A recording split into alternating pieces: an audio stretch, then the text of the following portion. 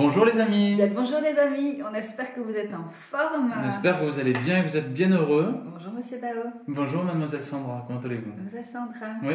C'est très clean ça. Ouais, aujourd'hui propre, simple. Tu n'oses pas dire comment tu m'appelles tes petits noms d'oiseaux? Non. Alors, on espère que vous allez bien. On a été un petit peu absents ces derniers jours parce que nous sommes tous les deux thérapeutes. On a des charges professionnelles déjà très intenses. Beaucoup de travail, oui. Merci pour tous vos messages. On les reçoit, on les lit tous et on va essayer d'en faire des capsules où on va intégrer vos différentes questions pour pouvoir y répondre. Malheureusement, on ne trouve pas le temps de répondre à chaque question séparément. Parfois, on y arrive quand justement on a une petite fenêtre de temps, alors on vous répond. Et parfois, ce sera plus sous forme de capsules plus générales qui intègrent vos questions. Oui, déjà des questions qui d'ailleurs tournent autour de sujets très précis, donc ça nous facilite la vie, donc merci. Aujourd'hui, on va vous parler, c'est un sujet qui nous tient à cœur, donc comme tu voulais le préciser, les sujets viennent un petit peu par intuition. On a toujours des idées qu'on pourrait programmer et finalement, en fait, les sujets des vidéos nous viennent en fait presque au dernier moment. L'idée vient et puis c'est vraiment ça qu'il faut qu'on vienne exprimer. Donc le côté très cartésien et organisé ce qu'on appelle le yang, le chaser, voudrait effectivement très probablement que l'ordre des capsules soit plutôt cartésien. On va parler des capsules théoriques, des différentes étapes. Or là, vraiment, juste avant d'enregistrer ma capsule, on se laisse simplement glisser dans une méditation. On s'aligne, quoi, en quelque sorte. On s'aligne, on sent notre intuition et tous les deux en même temps, on a vraiment des émergences de sujets très précis et qui sont souvent différents de ce que notre planning bien organisé avait prévu. Alors on a décidé de se laisser porter. Et aujourd'hui, le sujet qui nous est venu très fort et qui nous tient vraiment à cœur, c'est la flamme jumelle comme voie initiatique et les différentes étapes donc, de cette voie initiatique. Que moi j'appelle les 3 retournements. Oui. Ce qu'on veut discuter aujourd'hui avec vous et ensemble, c'est les 3 retournements dans la voie initiatique de la flamme jumelle. Donc ils sont des outils d'évolution. Peut-être ce serait bien de commencer par expliquer ce qu'on entend par voie initiatique. Qu'est-ce que c'est initiation? Et oui, l'initiation, nous sommes tous les deux particuliers. Ça me permet de rendre hommage à une personne qui nous inspire profondément, qui est Annick de Souzenel. Nous vous invitons sincèrement à aller voir ses vidéos sur Internet qui sont sublimes. Elle parle constamment de retournement et d'initiation, et principalement que l'initiation commence par le retournement. Donc, c'est ce retournement vers soi qui va nous intéresser ici. Et les différents changements, en fait, les shifts de conscience qui participent de chacun des étapes d'évolution à travers l'initiation. L'initiation. Alors nous, à travers notre parcours, on en a identifié 3 principales. À vous effectivement d'ouvrir le débat. Je pense qu'à travers ces 3 shifts, il y a probablement des sous-étapes, des sous-shifts. Donc on peut... Sous-shifts, des sushis. Des sushis. C'est comique ça. Ouais. Pardon. On a une humeur joyeuse aujourd'hui. Donc en fait, oui, il peut y avoir des sous-shifts, des adaptations en fonction de votre propre rayon, de votre propre cheminement. Mais en tous les cas, à travers ce que nous avons pu expérimenter, on voit 3 étapes principales. 3 étapes principales de retournement à chaque fois. Retournement initiatique. Donc, on en était à définir l'initiation. Ah oui, ben, l'initiation, donc, c'est le... Alors, parlons tout simplement dans le cadre de la flamme jumelle de ce qui se passe au niveau initiatique. La rencontre de flamme jumelle est une rencontre qui pourrait, de prime abord, sembler un coup de foudre, comme on a peut-être déjà vécu. Il y a un coup de foudre très puissant, attention, très puissant. On ne le sait pas au niveau où on en est quand on se rencontre, mais quelque chose de bien plus puissant que quelque chose qu'on a l'habitude, entre guillemets, est en train de se jouer. Mais au début, cela apparaît comme un coup de foudre, quelque chose qui nous submerge. Cette première phase d'initiation est presque ordinaire, puisque c'est quelque chose qu'on voit normalement dans toutes les relations de couple qu'on a pu expérimenter, dans une rencontre. Wow. Ce qui se passe très rapidement, c'est que l'énergie étant si forte, si puissante, on commence à se rendre compte très vite en fait que cette relation ne répond pas du tout au code habituel de ce qu'on appelle les coups de foudre. Ce waouh vers l'autre amène très rapidement par une puissante réaction, j'ai envie de dire, si je puis m'exprimer comme ça, à un premier retournement. Peut-être tu peux en parler. Moi, je suis ravie parce que je viens d'entendre pour la première fois que tu as eu un coup de foudre pour moi. Il fallait attendre la vidéo. Alors pourquoi je souris? Parce que c'est pas un coup de foudre effectivement traditionnel.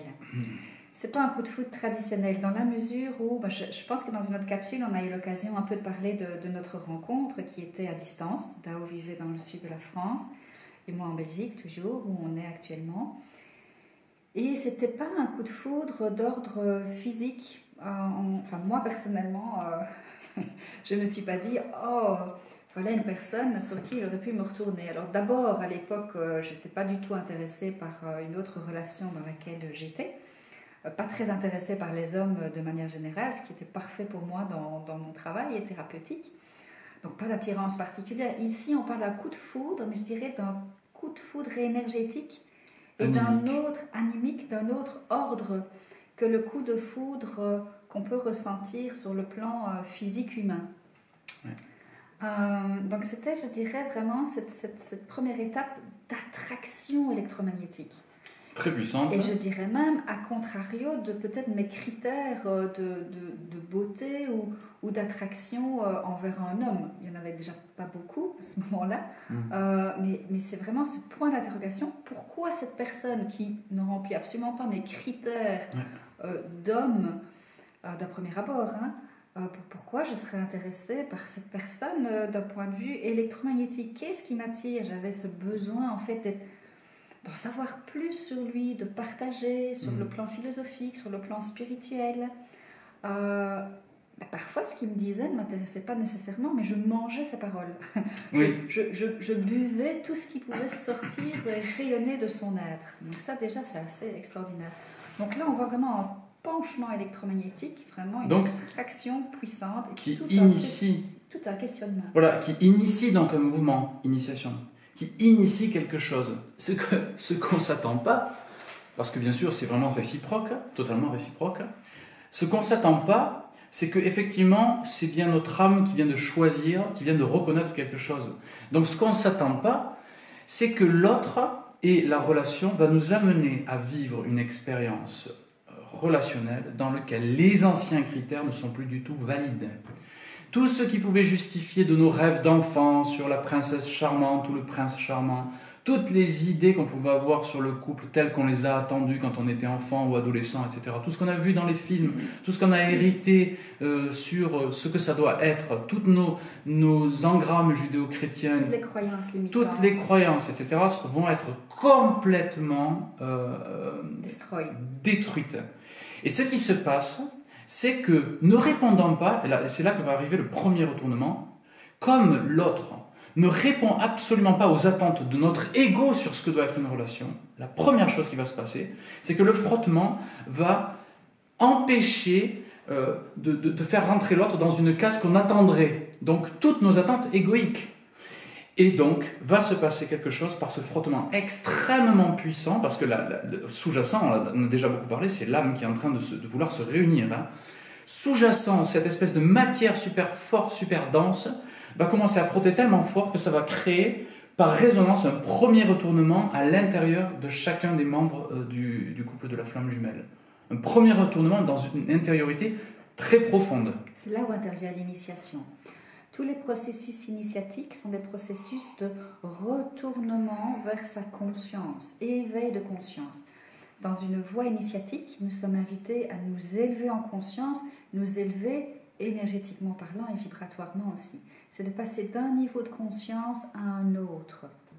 On aura l'occasion de faire une capsule vidéo sur les 7 niveaux de l'être, les 7 niveaux de l'être que nous travaillons en conscience pour pouvoir parfaire la réunion de flammes jumelles. Je pense que sans ce niveau de conscience que nous sommes en train d'embrayer sur une voie initiatique et nous donner entièrement à cette voie, s'il n'y a pas cet éveil, il n'y aura pas de réunion, il n'y aura pas d'harmonisation. Il faut qu'il y ait d'emblée une réelle volonté, en fait, de retourner la conscience vers soi. Si l'on reste penché sur l'autre, ça ne marche pas.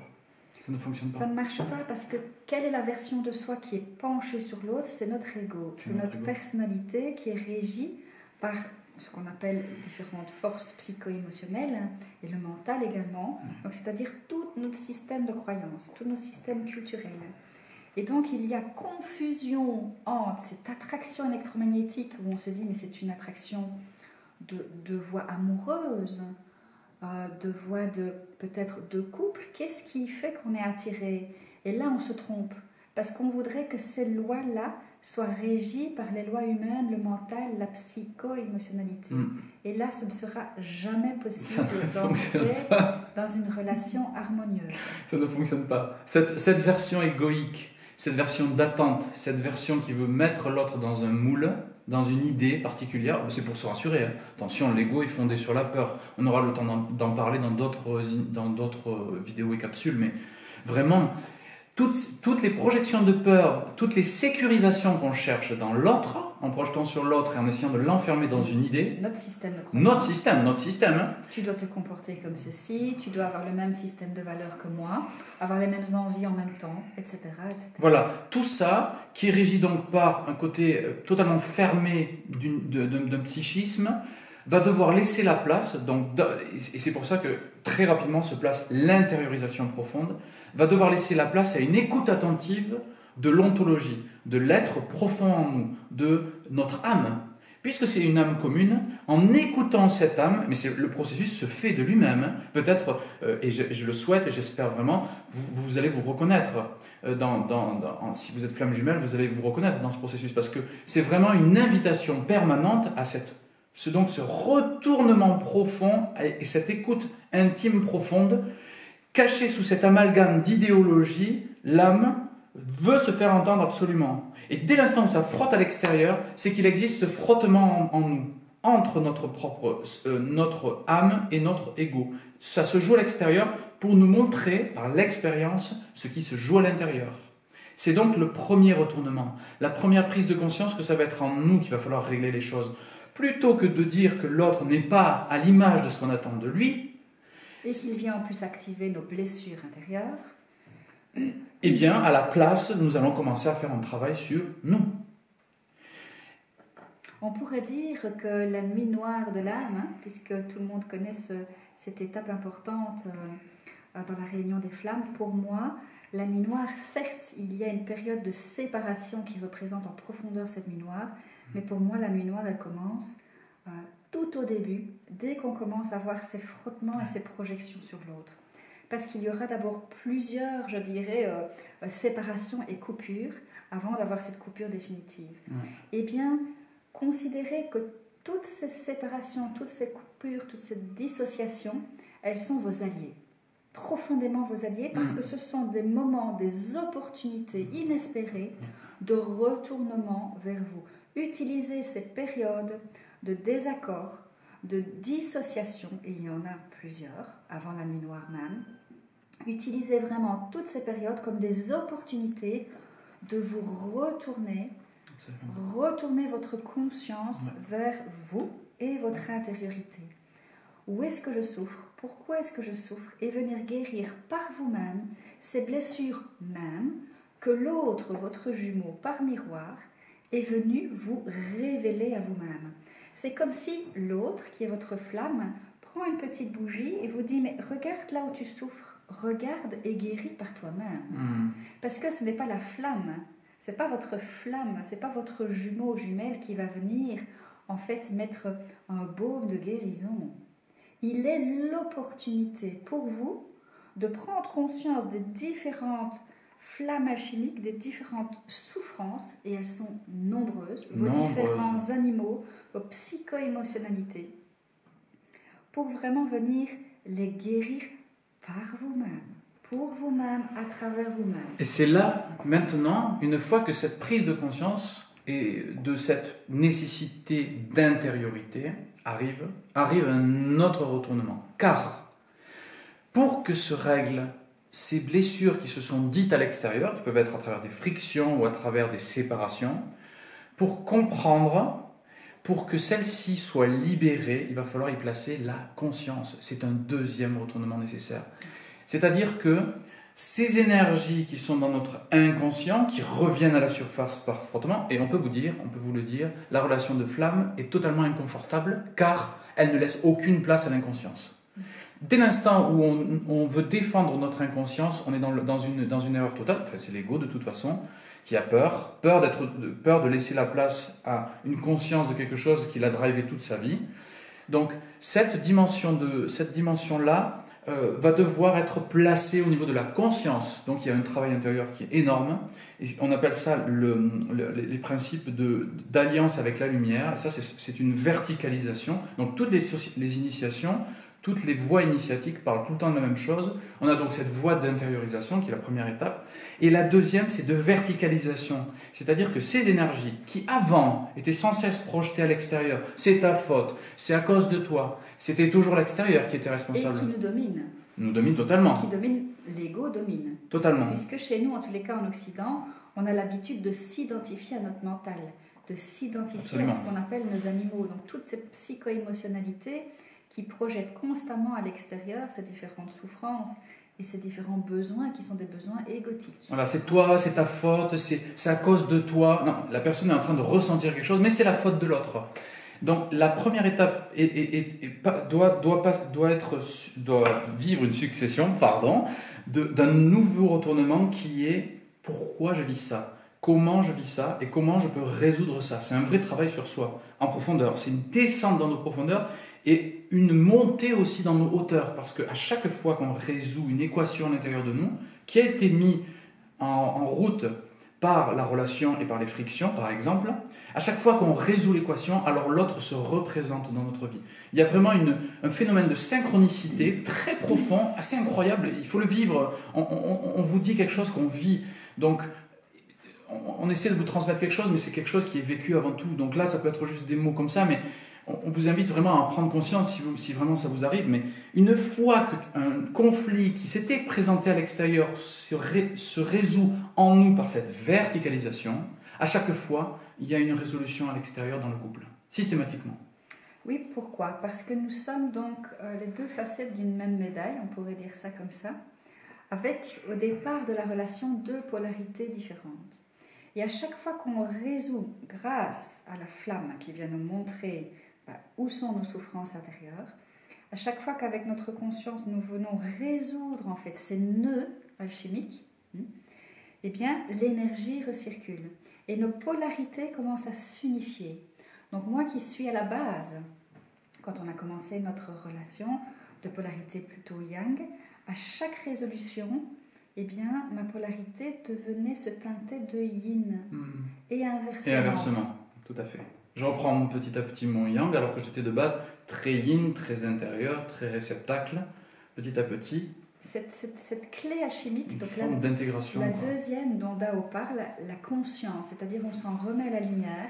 Nous en avons parlé dans la vidéo précédente, qui est quel est le rôle de la foi et de la lumière, du vivant, qu'on peut appeler Dieu également, dans la résolution des nœuds alchimiques. Je vous invite vraiment à la visionner, parce que cet élément foi, plus il va intervenir tôt dans la résolution de toutes ces blessures et de toutes ces problématiques égotiques, plus vite ces étapes vont en fait être diminuées, donc se résoudre. Plus vite les problématiques vont se résoudre et plus vite la réunion finalement est possible. Absolument. Dans le temps. Oui. En même temps, on peut le prendre ce temps parce qu'il n'y a pas d'urgence. Il n'y a pas d'urgence, on est simplement invité vraiment par notre âme très certainement, et puis c'est peut-être ça la notion d'initiation qui pourrait être aussi la vie tout court. On est en initiation, on est en apprentissage. Peut-être que finalement, appeler ou vivre la réunion de flammes jumelles dans notre vie, c'est un moment donné où on est prêt à entreprendre le grand travail, qui est un travail donc d'œuvre noire, pour parler alchimiquement parlant. L'alchimie, donc à travers ces trois œuvres, donc on a l'œuvre noire qui est cette œuvre d'intériorisation dans notre obscurité intérieure, donc ce retournement vers notre intériorité. Ensuite, la prise de conscience qui est l'œuvre blanc, c'est-à-dire la purification de toutes ces énergies potentielles, pour reprendre Annick de Souzenel, ces énergies potentielles en nous qui sont d'un seul coup ralliées à notre conscience, qui deviennent une force vitale en nous, une régénération. Donc l'œuvre blanc de purification. Et ensuite, effectivement, donc, le troisième retournement, une fois que Et c'est permanent. On pourrait dire que toutes les œuvres sont un peu ensemble, n'est-ce pas? C'est un système qui est vivant, qui est en mouvement permanent.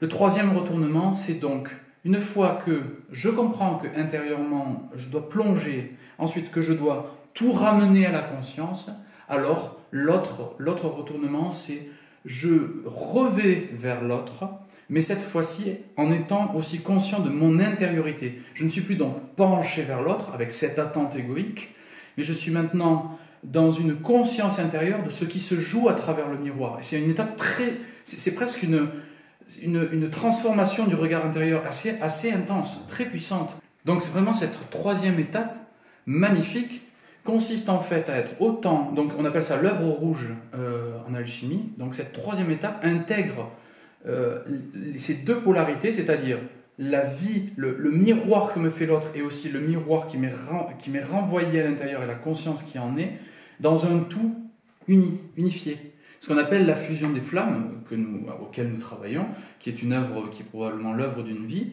qui est sûrement aussi de plusieurs vies, qui est aussi probablement ce que dit l'alchimie de l'œuvre rouge, c'est l'unification des semblants d'opposés pour une complémentarité unifiée. Alors personnellement, puisque nous avons vécu cette période de nuit noire de l'âme, vraiment la séparation ultime, et oui, le chaser peut lui-même décider de provoquer la nuit noire. On aura l'occasion d'en parler, parce qu'on pense souvent que c'est le runner qui induit la nuit noire, mais le chaser peut aussi décider d'une coupure nette. Alors ça, ce serait intéressant d'avoir un cas chaser qui prend la décision de cette séparation, induite cependant par le runner. Mais pendant cette nuit noire de l'âme, ce que nous avons expérimenté, et ce qui est également extrêmement bien décrit dans les sagesses ancestrales, c'est ce retournement, on appelle ça vraiment le shift de polarité. C'est-à-dire qu'à force d'avoir fait ce travail alchimique sur soi, retournement vers soi, augmentation, élévation de conscience, travail avec l'énergie, avec la lumière. Troisième retournement, c'est que notre polarité, en fait, permute. Elle permute, littéralement. Le chaser commence à comprendre ce qu'est le comportement et la vision du runner. Et le runner, pendant la nuit noire, s'il fait effectivement son travail, avant la réunification, eh bien, quelque part, le runner garde sa polarité runner, mais il vient goûter au comportement, à la compréhension, à la vision du chaser. Alors ça, c'est très peu décrit, mais c'est important de le comprendre. C'est-à-dire que le chaser, dans son travail de retournement vers soi, retournement élévation de conscience, dans une troisième étape, va venir goûter, expérimenter et réouvrir tout son champ de conscience en tant que yin, en tant que runner. Vraiment, on sent vraiment à travers... Et inversement. On sent vraiment à travers cette étape, effectivement, qu'il y a intégration de la polarité opposée. Il y a vraiment c'est énergétique, ça se passe au niveau profond, parce que l'âme cherche la complétude.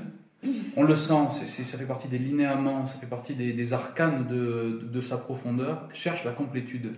Et l'autre vient, porte les clés, on en a beaucoup parlé de ça, et très tôt on a vraiment ressenti ça, même si on n'avait pas forcément lu ni entendu parler des flammes jumelles, intuitivement, et ça a fait partie de nos premiers dialogues, on a toujours tout de suite senti que l'autre portait les clés qui nous manquent. Comme si l'autre venait ouvrir des serrures, parfois pas du tout joyeuses pour nous, parce que ça va mettre des face-à-face qui sont très douloureux, mais en même temps avec un potentiel de libération absolument énorme. C'est extraordinaire, parce que de manière intuitive, je me souviens tout au début de notre relation, je me suis sentie tellement proche physiquement, même si on était éloignés, dans les ressentis physiques, psycho-émotionnels et animiques, que je me rappelle t'avoir dit, c'est extraordinaire ce qui se passe, you cracked the code. Oui, ça c'était puissant. Parce que j'ai travaillé encore beaucoup en anglais à l'époque, j'ai dit, mais tu as craqué les codes. Je ne sais pas comment tu fais, d'autant que moi, en tant qu'énergéticienne, vous savez, je suis tout à fait capable, en fait, de pouvoir m'isoler par rapport aux énergies extérieures. À l'époque aussi, je faisais beaucoup de conférences, donc c'était un exercice qui était important pour moi de pouvoir vraiment travailler sur ma coque électromagnétique, sur mon aura, sans laisser des énergies extérieures venir perturber cette aura. C'est un travail essentiel pour moi. C'était impossible de vraiment réaliser cette coque par rapport aux énergies de Dao. Je lui dis, mais tu as craqué les codes, comment fais-tu pour être, malgré que parfois je cherchais aussi cette distance, malgré le fait que je sois le chaser, donc oui, c'est possible.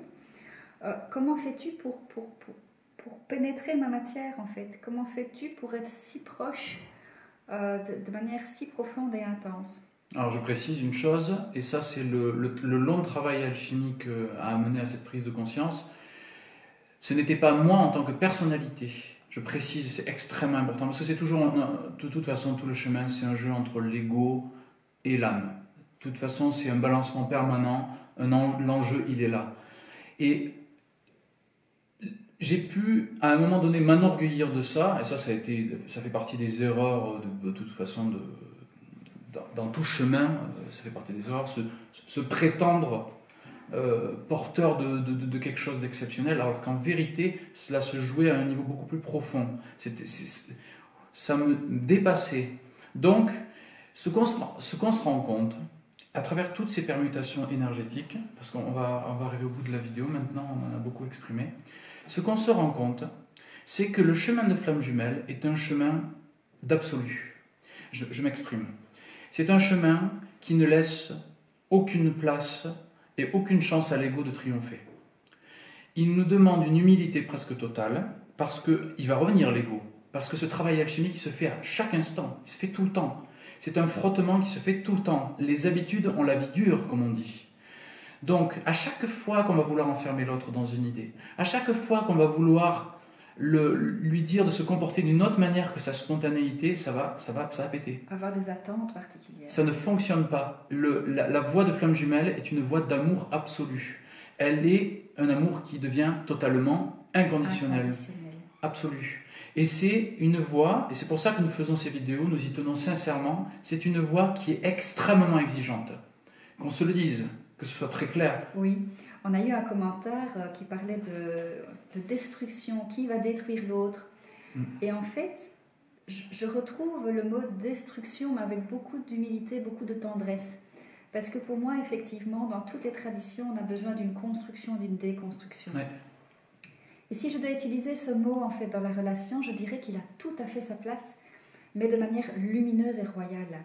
C'est une destruction, je dirais, d'une certaine version de l'ego pour le reconstruire d'une manière extrêmement humble, de sorte que l'ego, qui est nécessaire, en fait, nos personnalités, nos rayons propres, nous sont nécessaires.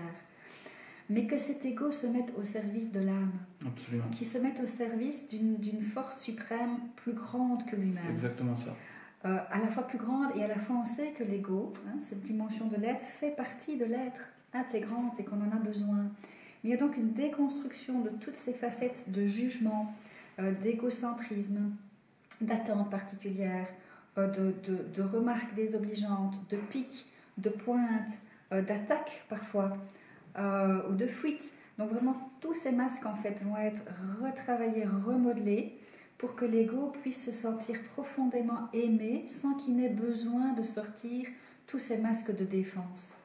En fait, que l'ego se sente totalement intégré, aimé, que votre personnalité, qui vous êtes en fait, soit totalement accueillie dans les 7 dimensions de votre être, dans les 7 plans de conscience de votre être. Et ce qu'on pourrait dire en simplicité, pour résumer aussi, c'est que plus on accepte le jeu de vie de la flamme, plus on se découvre au-delà de toutes les idées sur nous-mêmes, et plus en fait on trouve en nous, dans notre profondeur, la véritable assise inchangée, qui va pouvoir fluctuer à la surface en tant qu'interaction, mais qui sera inchangée. En vérité, et c'est assez étrange et beau en même temps, la voie de cet amour absolu est une voie de rencontre avec qui on est, qui nous sommes, vraiment. Et le divin. Et donc ce divin révélé en nous. Donc on espère tout notre cœur que ces vidéos vous inspirent, vous apportent du baume sur les blessures, parce que il y en a, parce que la voie de flamme n'est pas une voie facile, comme toute voie d'initiation, puisque c'est le thème de cette vidéo. L'initiation, c'est accepter à un moment donné de mourir à soi-même à un certain niveau, pour renaître à une version de nous plus grande, plus amoureuse, plus verticale, plus unie, plus claire. Et c'est une voie pour les courageux, quand même. Je tiens à le dire un tout petit peu. Il faut de la volonté, et la volonté se trouve aussi dans le champ égotique. Dans le champ de l'ego pur, la volonté, le rayonnement, le côté solaire. Voilà, ça sera le lion intérieur, comme on dit en alchimie. Les deux soleils d'ailleurs. Hein. Ouais. On aura une vidéo là-dessus. Donc peut-être vraiment, si je veux récapituler, l'initiation, la voie initiatique, c'est une voie d'élévation de conscience, d'éveil de conscience. Éveil vers le sacré, parce que le sacré se révèle à travers l'élévation de conscience. 3 étapes de retournement principales que nous avons pu observer. Première étape, c'est dans un premier élan électromagnétique, où il y a des frottements égotiques, revenez vers vous. C'est un retournement de conscience. Un vrai reflux. Vers vous. Venez regarder ce qui brûle à l'intérieur de vous, plutôt que d'accuser votre jumeau d'être la source de vos maux. Vous l'accuserez de toute façon. Pendant un moment donné, on le fait. Évidemment, on le fait parce que c'est les mécanismes. Suite à ça, justement, donc ce retournement, deuxième étape, deuxième retournement, c'est la conscientisation de tout ça. Et le travail, pour reprendre, ça sera une vidéo un peu hommage à Annick de Soustenel, mais c'est le travail divino-humain, comme elle le dit, c'est-à-dire l'intervention en nous de la conscience et de l'élévation dont tu parles très bien. L'élévation de conscience, c'est-à-dire vraiment se donner à la verticalité. Faire monter ces énergies qui, de toute façon, ne peuvent plus se dire dans l'horizontalité, c'est-à-dire dans la relation. Parce que la relation de flamme ne le permet pas. Elle ne permet qu'une profonde humilité, une profonde transformation de ces énergies disqualifiées, disent certains, ou désordonnées, pour en fait les ordonner à travers le canal vertical. Verticalisation, on parle d'un travail divino-humain. Participation du divin. Là, je vous invite à aller voir la vidéo sur la foi. Dans l'alchimisation, comment effectivement, lorsque l'on voit nos plans de souffrance, comment les résoudre. C'est la voie alchimique. C'est la voie de l'alchimie. C'est pour ça que nous avons appelé notre regroupement, entre guillemets, notre projet. Notre projet. Notre mission d'aide à alchimie de l'âme. Donc ce deuxième retournement, c'est cette élévation de conscience, participation divino-humaine.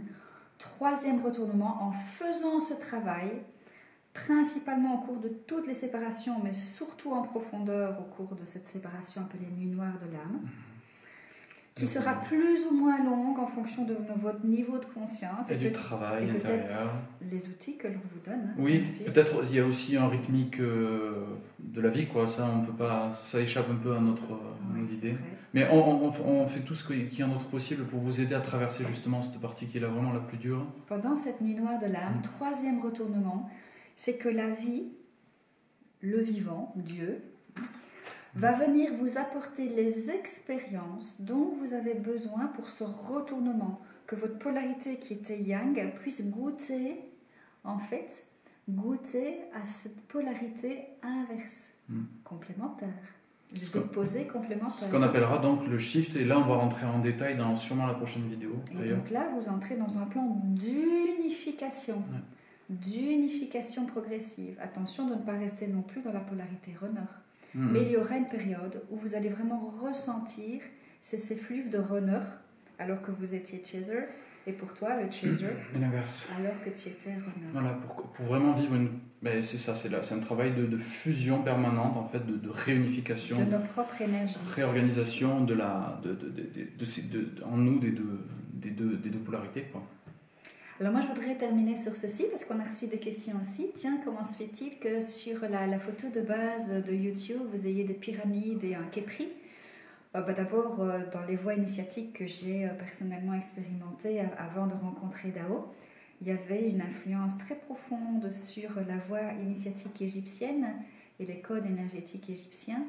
Et j'ai à plusieurs reprises vu cette symbolique par le troisième œil du képri. C'est-à-dire ce petit coléoptère. Oui, c'est quoi déjà? Un scarabée. Un scarabée, voilà. Et pareil pour moi, du coup, même chose. Évidemment, on parlera aussi de tous les parallélismes avant la rencontre de la flamme jumelle. Il y a beaucoup de parallélismes, c'est incroyable. Moi aussi, du coup, sur mon chemin, s'est présenté l'Égypte et toutes les voies initiatiques et alchimiques, notamment dans l'alchimie, très précisément, Al-Kem, le peuple de Kem, les Kémis, c'est le vrai nom des Égyptiens. Ils s'appelaient les Kémis. Al-Kémia, normalement, vient donc du peuple de Kem, c'est-à-dire la terre d'Égypte. Donc l'alchimie aurait ses racines dans l'Égypte. Donc pareil. Donc ce scarabée, symbole. En fait, que l'on appelle le Képri, c'est le cheminant vers la vérité. Ouais. Donc pour pouvoir effectivement vous harmoniser, évoluer de manière la plus fluide possible dans cette réunion avec votre flamme, eh bien dites-vous que vous êtes un Képri, un chercheur de vérité, et que cette vérité, elle est à l'intérieur. Un amoureux de vérité. Un amour puissant un amour fou. Vérité. À un moment donné, c'est se donner à cette vérité, Ouais. plutôt que s'adonner peut-être aux règles de l'ego, s'adonner vraiment aux lois ontologiques de la vie, Les qui découvrir. veut exprimer, laisser émerger, rayonner ce vivant en vous. Donc ce petit Képri, eh bien, il marche en arrière et en fait, derrière lui, il a une petite boule. De caca. Une petite boule d'excréments, effectivement. L'excrément représentant un peu toute cette boue intérieure. En fait. La matière noire. Tous ces animaux, toutes ces réactions, en fait, psycho-émotionnelles. Automatisé. Oui, que nous sommes invités finalement à conscientiser. Et donc, ce qui est pris, il rejoint la lumière. Il marche en arrière. Il marche en arrière. Il se retourne, il se retourne. Donc, c'est vraiment ce va vers toi, qu'on retrouve de nombreuses fois dans la Bible, ce va vers toi qui nous a inspiré donc ce symbole-là. Oui, voilà. On va en rester là parce que c'est déjà très long. C'est passionnant, ça nous passionne en vérité. Merci, Monsieur Dao. Merci, Mademoiselle Sandra. Ah, quand même. Ouais. Bonne fin de journée à tous. Belle fin de journée, bien à vous. Bisous.